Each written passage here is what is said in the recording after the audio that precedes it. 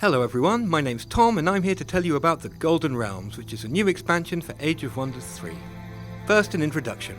With Golden Realms, we'll set sail to new lands where we'll face exotic monsters such as Nagas and Dread Monkeys. We'll find new locations and treasures. We'll rediscover the lost halfling race who compensate for their size with clever skills and magical luck. We'll tame the wild magic specialization, find new ways to upgrade our cities, and use the seals of power to achieve victory.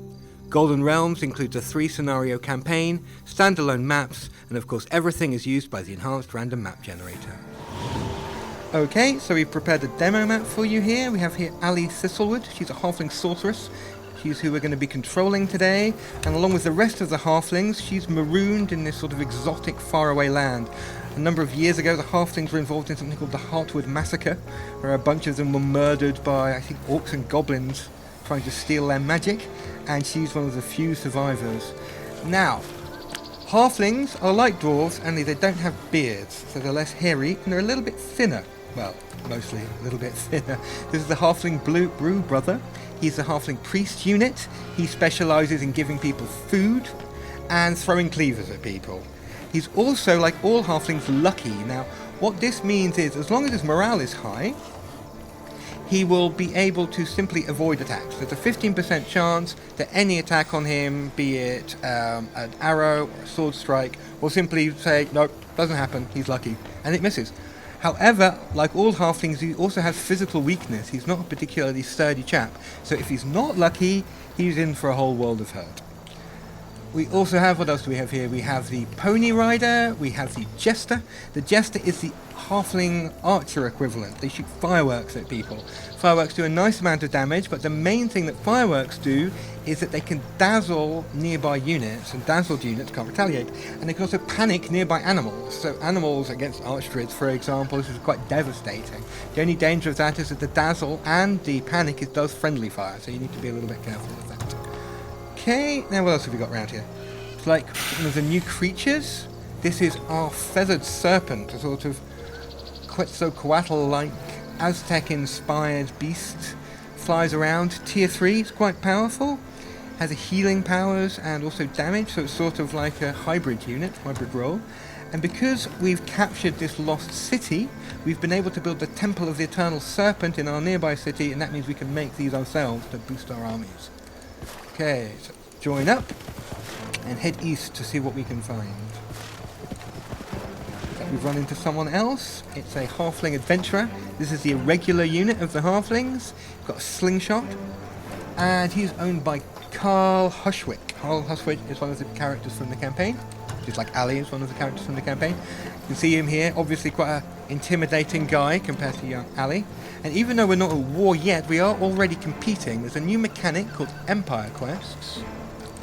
And what this means is everyone shares the same set of quests, and the first person to complete a quest gets a prize, and everyone is told about it. So if I was to shoot ahead and research every single skill, every single player in the game would get a notice saying Ali Thistlewood has completed the All-Knowing quest, and I would receive 2 new specializations at random. So 2 new spheres of magic, say, which I'd never chosen at character creation, I'd now be able to research into those as well. Kind of neat. Other quests are things like Prime Evil. You get a group of evil units if you're the first person to achieve pure evil alignment. Or Paragon, the first person to build or summon a tier 4 unit. That unit will get a permanent bonus, so it's like special, the first of its kind. Anyhow, next turn. So, one of the new sort of world map features is these Flowers of Solace. Pop onto those, quite useful for halflings. They make us immune to negative morale effects. And here we have the Seal. Now, these are the new victory mechanic. They're gateways into an alternate dimension guarded by horrible puke monsters, monkeys, and glowing babies with crowns, spirit elementals. And if we capture these and hold these, that means we can win the game. We can see that Carl has already captured one. He's sat on a seal, and that seal is the seal of the Megaton. That's over here. This, the seal of Yinxus, is what we want to capture. What that means is each turn, Carl will get a point, and when we have one, we'll get a point too. And the first person to 35 points wins the game. They ascend to godhood through the power of the seals. So, let's go in there and begin our quest to divinity. And here we are. The seals are protected by powerful magic, the guardian of the seals. So every turn, blasts of energy are going to come down from the sky and hit us. So we're going to want to clear this as quickly as possible. Fortunately, our feathered serpent net is kind of tough, so it didn't take that much of a hit. So vomit monsters, the blight elemental comes running towards us and pukes all over everything. And now the spirit elementals come along. Shoot laser bolts.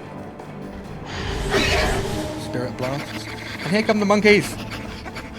They're going to go thrown filth at our feathered serpent. That means our feathered serpent is covered in, well, filth, and is now giving off a disgusting stench. The disgusting stench means that it is disgusted by its own stench and is suffering a resistance penalty and a morale penalty. Now, it's not that big a deal for the feathered serpent, but for anyone nearby, if I was to move a unit next to him, he would also be disgusted, and that could be quite bad because halflings need to have high morale. Anyhow, let's give it a go. First we're going to cast a spell. Now, Ali uses a new sphere called Wild Magic. Wild Magic is also, it's not tied to any particular element or type of damage. It uses all of the elements and lots of random effects. We're going to cast a spell called Spontaneous Mutation, which gives every single one of our units 2 random buffs. So for example now, what's just happened? Our feathered serpent has now gotten spiked hide and swollen muscles, which is absolutely perfect for a melee creature. So it does plus 5 damage to anyone who hits him in melee, and plus 4 melee damage when he goes to hit people. So that should be useful.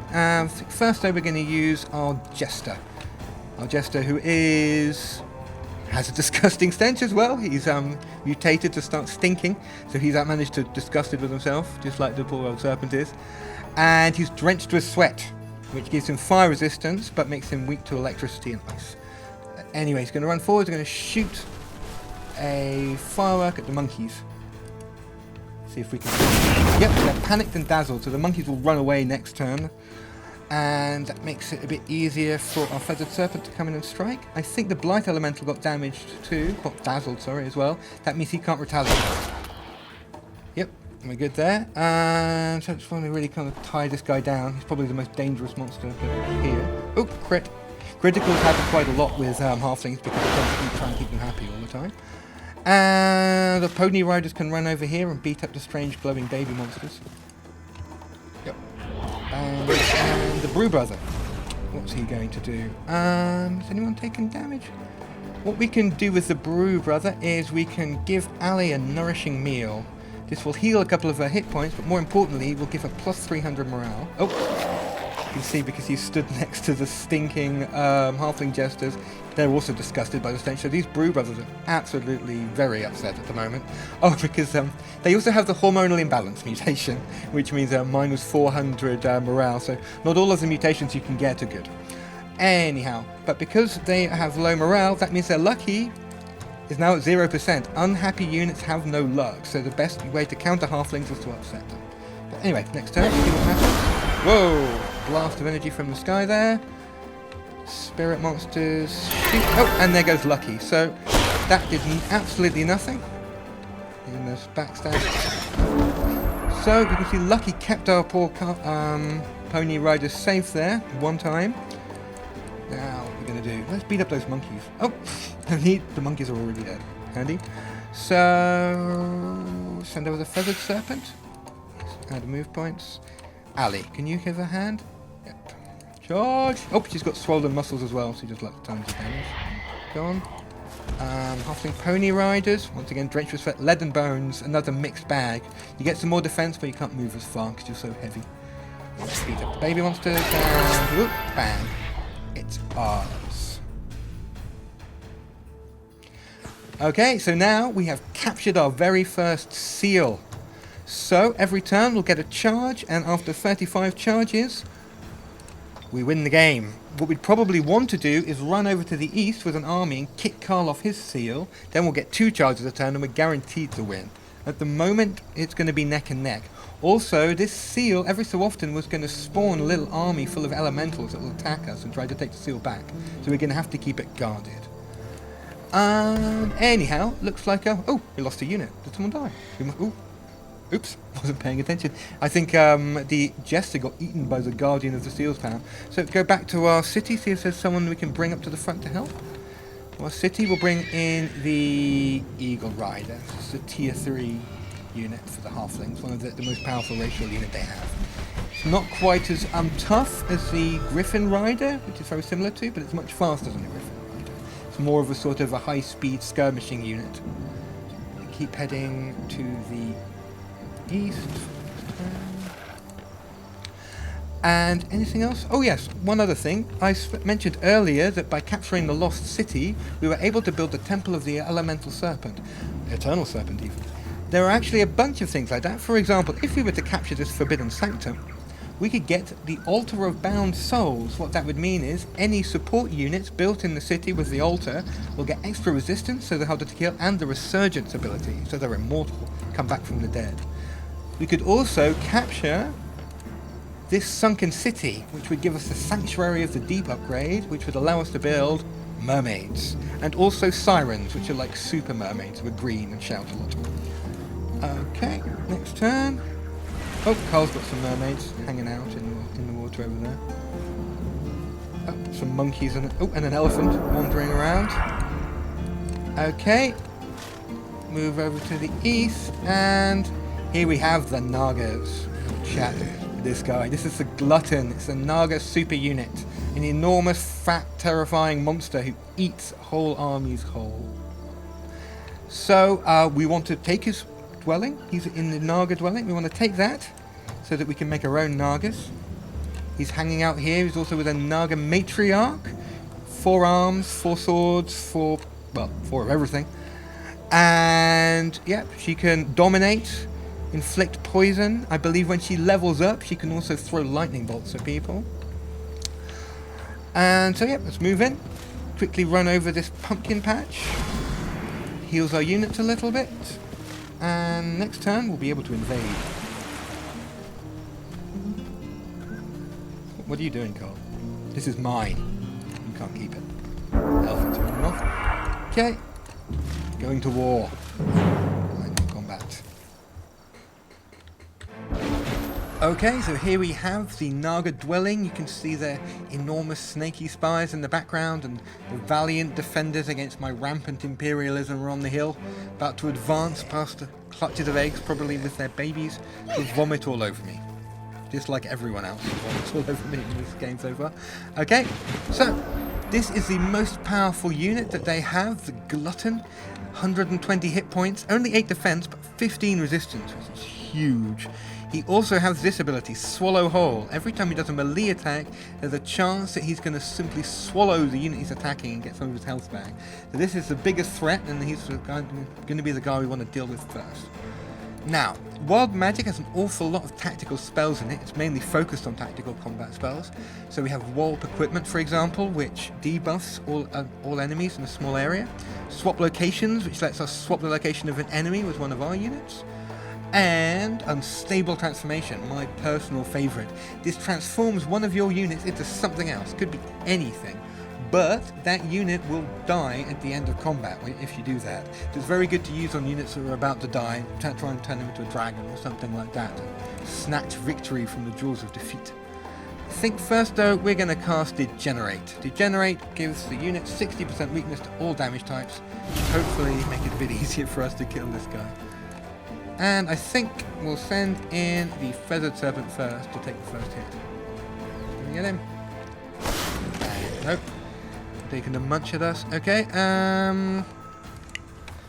let's use Nourishing Meal on our eagles. Gives them a bit more, raise their max hit points a little bit. Gives them a bit more morale. Then they can have a go as well. Hit him. Oh, lucky. So, yep. That didn't work. Lucky for him. Send in our apprentices. They can, yep, pour on fire. It'll go down eventually. We'll kill him in the end. And the Pony Rider can come and guard Ellie here, who's vulnerable. She just cast a spell. Let's see what Team Snake is going to do. Okay, coming in, and once again, Lucky keeps my poor Eagle Rider alive. Yep, he survived. I think he's alive back there. Oh. Right, now, our poor apprentice here has 1 hit point left, just about managed to survive. This is the perfect time to try out Unstable Transformation. see what we get. Doggies. Very useful. Thank you, Unstable Transformation. Oh well, they were going to die anyway. Keep trying to hit the warg. The glutton. We can do. Oh, he ate him. Okay. Bye bye, Mr. Eagle. Right, now hopefully, if we kill the glutton, the eagle will come back out again. It should do. That is assuming the glutton doesn't just kill everybody.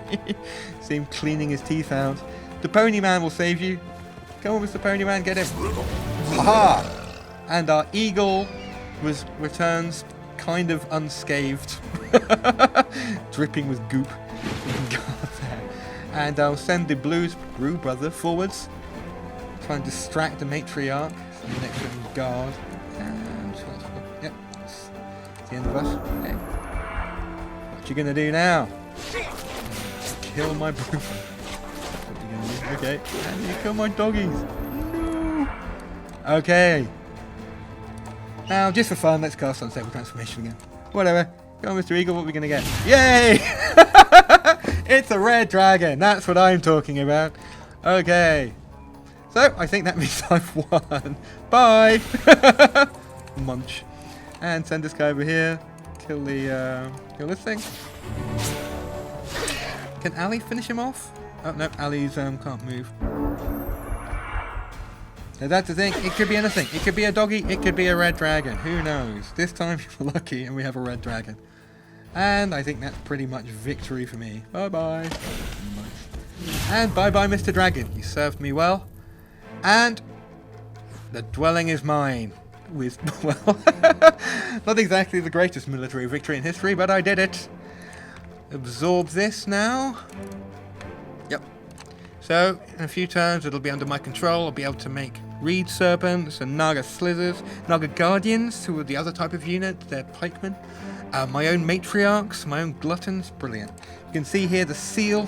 Capture that. Achieve victory and ascend to godhood.